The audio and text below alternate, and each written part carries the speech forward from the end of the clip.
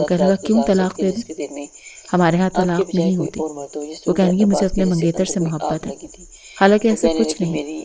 लेकिन लाला रुख ने झूठ बोला। वो कहने लगी मैं उसी से मोहब्बत करती हूँ। आप कैसे ऐसी औरत के साथ रात गुजार सकते हैं जिसके दिल में आपके बजाय कोई और मर्द हो। ये सुनकर तो जैसे अरबाज के अंदर कोई आग सी लगी थी। वो कहने लगी आप मेरी मोहब्बत के काबिल नहीं हैं अरबाज, मुझे आपकी कुर्बत से ही घिन आती है, मैं आपसे नफरत करती हूँ। ये सुनकर वो पीछे हट गया। अंदर ही अंदर उसे ये लगने लगा जैसे वो उसकी बेइज्जती कर रही है। ठीक है, उसने गलती की थी, सबके सामने स्टेशन पर उससे ज़बरदस्ती निकाह किया था, लेकिन उसे इज्जत भी तो दे रहा था। क्या वो उसकी इतनी सी गलती माफ़ नहीं कर सकती थी? लाला रुख उसके कमरे से बाहर निकल गई थी, लेकिन वो अब लाला रुख से बात नहीं करता था। चंद दिन में उसकी टांगें ठीक हो चुकी थी, या यूँ समझे कि वो अपना नाटक ख़त्म कर चुका था, लेकिन अब लाला रुख से बात नहीं करता था। अंदर ही अंदर उसे ये बात तंग करती थी कि उसके दिल में वो नहीं कोई और है। लाला रुख अपनी तालीम पर तवज्जो देती रही। अम्मा जान एक बहुत बड़ी इमारत गांव में तैयार करवा रही थी। और अपने कामों में अरबाज ने पूछा किस लिए, तो कहने लगी लाला रुख बच्चियों को मुफ्त तालीम दिलवाएगी, लेकिन इसके बदले में हमारे गांव की बच्चियां तालीम याफ्ता हो जाएंगी। अम्मा जान ने जब अरबाज को ये बताया तो उसने खुद उस स्कूल की तामीर करवाई थी। अपने कामों में खुद को इतना मसरूफ कर लिया था कि लाला रुख को देखता तक नहीं था, लेकिन उसके बदले हुए रवैये पर लाला रुख जरूर सोचने पर मजबूर हो गई थी। अम्मा जान की ये डिमांड वो उसे तंग नहीं करता था, अपने आप को बदल चुका था, हर वक्त काम में मसरूफ रहता था। अम्मा जान ने भी अब लाला रुख को कहना शुरू कर दिया कि अब बच्चे के बारे में भी कुछ सोचो, मुझे अपने अरबाज की औलाद को देखना है। बज़ाहिर तो वो अरबाज के कमरे में ही सो जाया करती थी, लेकिन जैसे ही हवेली गहरी नींद में चली जाती तो वो चुपचाप उसके कमरे से निकलकर दूसरे कमरे में चली जाती थी। सुबह सबके उठने से पहले वापस उसके कमरे में आ जाती थी। ना उसके जाने की वजह पूछता था और ना ही वापस आने की। अरबाज अब उसे देखता तक नहीं था, लेकिन अब लाला रुख चाहती थी कि वो उसे देखे, उससे बात करे। एक बार दूसरे गांव में शादी थी जहां अम्मा जान अरबाज और लाला रुख को अपने साथ लेकर गई थी। लाला रुख काफी तैयार थी और सबने उसकी तारीफ भी की थी सिवाय अरबाज के। उसने तो एक नजर उठाकर भी उसे नहीं देखा, हालांकि वो चाहती थी कि वो उसे देखे, और क्यों चाहती थी ये वो भी नहीं समझ पा रही थी। शायद एक फितरी सा रिश्ता था और एक फितरी सी ख्वाहिश, लेकिन अरबाज ने ना उसे देखा ना उसकी तारीफ की। शादी से वापस आते हुए वो बहुत दिल बर्दाश्ता हो चुकी थी। अपनी चूड़ियां बड़ी बेदर्दी से उतार कर ड्रेसिंग पर फेंक रही थी। जब अरबाज की नजर उस पर पड़ी तो कहने लगा, चूड़ियां तो आराम से भी उतार सकती हो, जिस तरह से उतार रही हो तुम्हारे हाथ पर कांच लग जाएगा, जख्म हो जाएगा। वो कहने लगी, हो जाए, आपको क्या फर्क पड़ता है। अरबाज पहले तो उसकी बात सुनकर हैरान हुआ था, फिर समझा कि शायद वो उससे बात करना ही नहीं चाहती। वो कहने लगा, ठीक है, तुम्हारी मर्जी। लाला रुख की आंखों में आंसू आए थे। इतनी भी क्या बेमुरवती थी, वो पूरा दिन उसके लिए खाना बनाती थी, उसके कपड़े प्रेस करके रखती थी, उसके सारे छोटे मोटे काम अपने हाथों से करती थी। लेकिन मजाल है कि कभी उसने तारीफ की। उसने चुपचाप तकिया उठाया और सोफे पर लेट गई। दिल चाहा कि अरबाज उसकी कलाई पकड़े और उसे कहे कि यहाँ लेटो मेरे साथ, लेकिन अब तो सब कुछ कहता ही नहीं था। लाला रुख की तालीम मुकम्मल हो चुकी थी, वो बाकायदा तौर पर स्कूल जाने लगी थी, लड़कियों को तालीम भी देने लगी थी, और भी बहुत सी मैट्रिक पास लड़कियों को टीचर रख चुकी थी जो छोटी क्लास को पढ़ाती थी। पूरे गांव में लाला रुख की वाह वाह होने लगी थी। अब वो चाहती थी कि उसकी भी सोनी गोद भर जाए, उसकी जिंदगी वैसे शुरू हो जाए जैसे हर औरत की शुरू होती है, लेकिन अपने मुंह से अरबाज को कह नहीं सकती थी। वो चाहती थी कि ऐसी पेशकदमी वो खुद दिखाए, लेकिन अरबाज को यही लगता था कि लाला रुख उससे नफरत करती है। एक बार जब वो कमरे में आया तो देखा वो तैयार हो रही थी, हालांकि कहीं जाना नहीं था। रात का वक्त था। उसे देखकर अरबाज पहले तो अपनी नजरें झपकना भूल गया था। लंबे खुले बालों में और मेकअप में वो बेहद हसीन लग रही थी, लेकिन वो जल्दी से नजरें बदल गया। वो कहने लगा, इस वक्त तो हवेली की कोई खातून कहीं नहीं जाती, ये तुम तैयार क्यों हो? वो कहने की, मेरी मर्जी, मैं तैयार होकर सोऊंगी। ये बात अरबाज के लिए काफी हैरान कुन थी। वो कहने लगा, अच्छा, जैसे तुम्हारी मर्जी। ये कहकर अरबाज ने अपनी घड़ी उतारी, टेबल का दराज खोलकर उसमें रख दी, जेब से बटवा निकाल कर भी रख दिया, अलमारी से अपना नाइट सूट निकाला, वॉशरूम में चला गया। कुछ देर के बाद नहाकर आया तो वो दिल लुभाने वाले अंदाज में तैयार अपना तकिया उठाए सोफे पर जाकर लेट गई। अरबाज के दिल में फिर से जज्बात ने अंगड़ाई ली थी, लेकिन अपने जज्बात को उसने आंखें बंद करके थपथपाना शुरू कर दिया था। जो आहानत वो लाला रुख से अपने बारे में सुन चुका था, उसके बाद वो उसके करीब नहीं जा सकता था, बल्कि अपने किए हुए जज्बाती फैसले पर उसे अफसोस हो रहा था कि उसने अच्छा नहीं किया लाला रुख के साथ निकाह करके। वो ऐसी औरत के करीब कभी नहीं आ सकता जिसका उसे ये पता हो कि उसके दिल में कोई और बसता है।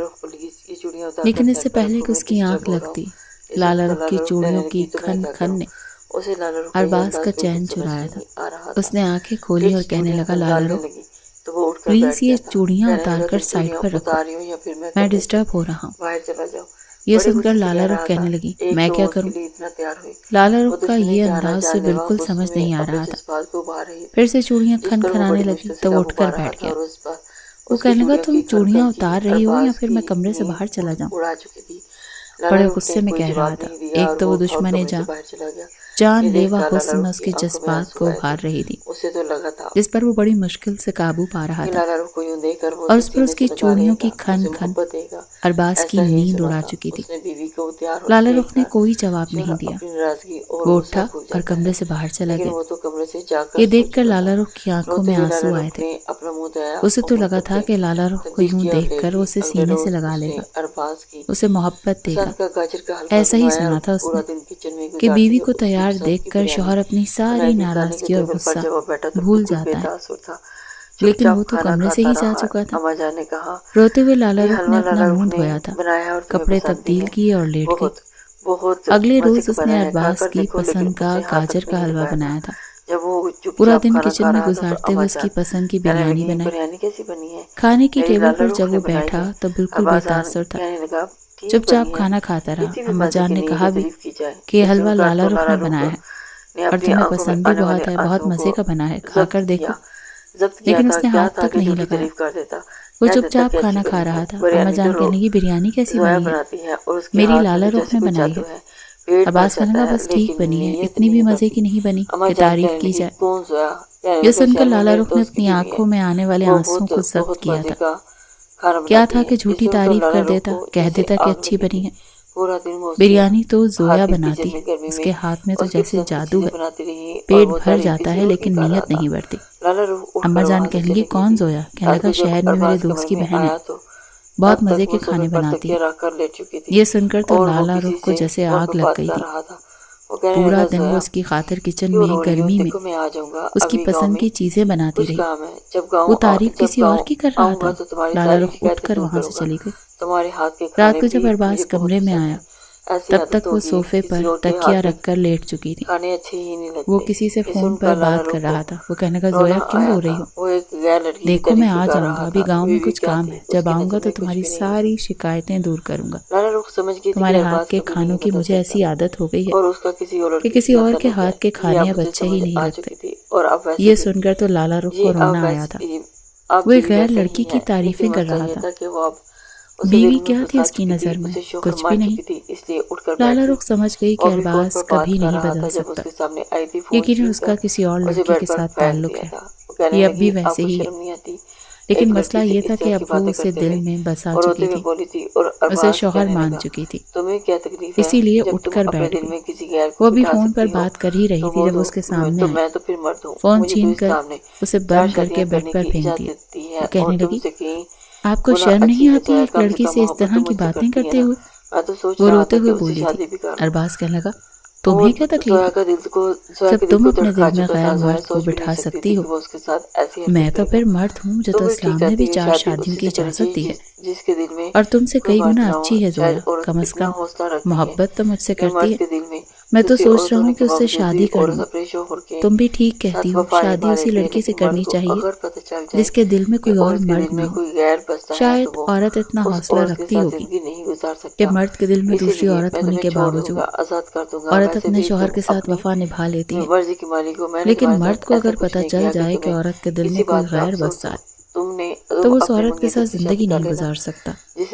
मैं तुम्हें छोड़ दूंगा, आजाद कर दूंगा। वैसे भी मैंने तुम्हारे साथ कुछ ऐसा नहीं किया कि तुम्हें किसी बात का अफसोस हो।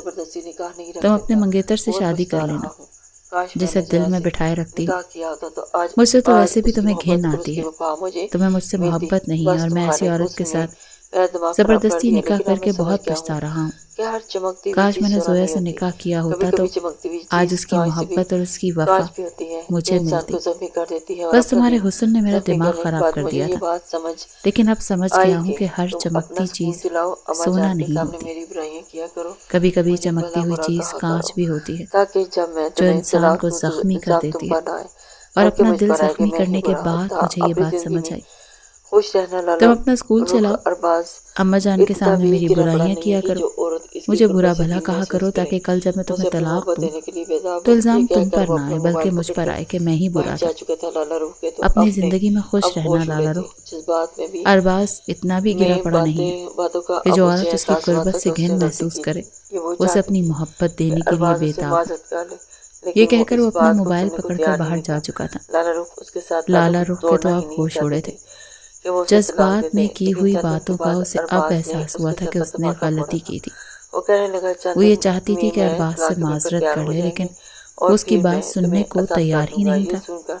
लाला रुख उसके साथ ताल्लुक तोड़ना ही नहीं चाहती थी कि वो उसे तलाक दे, लेकिन चंद दिन बाद अरबाज ने उसके सर पर धमाका फोड़ा था।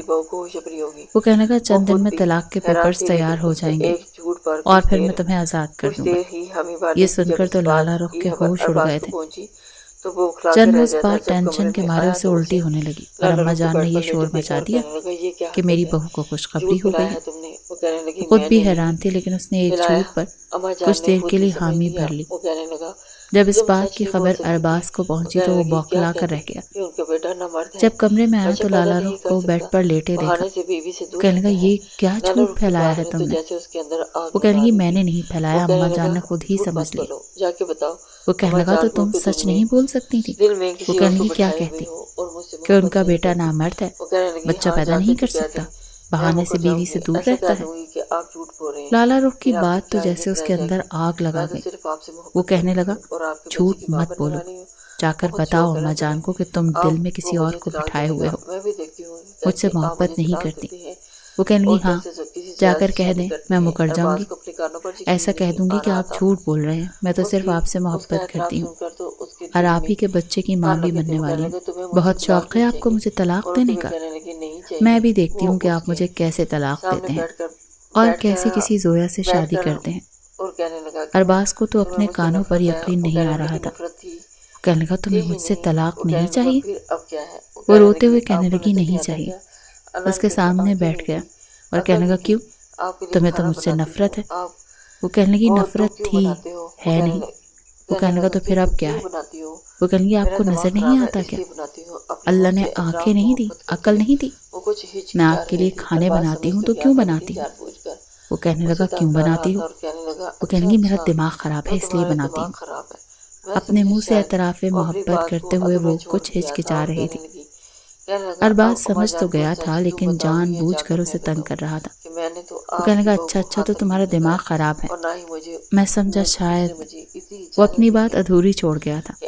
वो कहने लगा अब अम्मा जान को सच तुम बताओगी या जाकर मैं बताऊं कि मैंने तो आपकी बहू को हाथ तक नहीं लगाया, ना ही उसने मुझे इतनी इजाज़त दी है। अब उससे खुद पूछ लें कि कौन सी ऐसी खुशखबरी है जो वो आपको सुना रही है।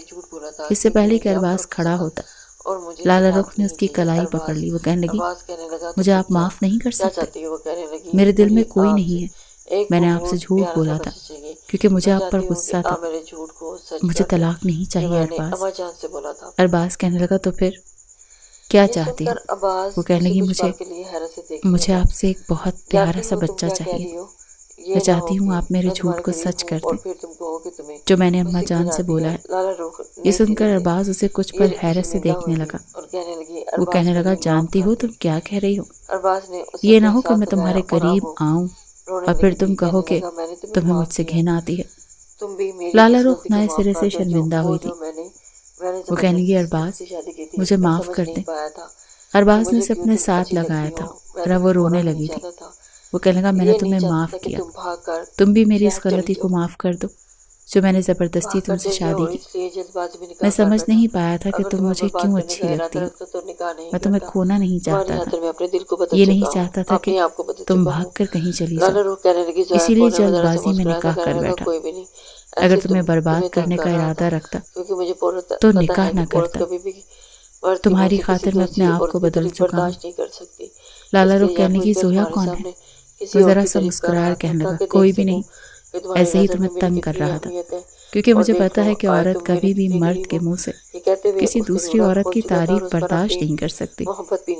इसीलिए जानबूझकर तुम्हारे सामने किसी और की तारीफ कर रहा था ताकि देख सकूं कि तुम्हारी नज़र में मेरी कितनी अहमियत है। और देख लो आज तुम मेरे कितने करीब हो। ये कहते हुए वो उसका जूड़ा खोल चुका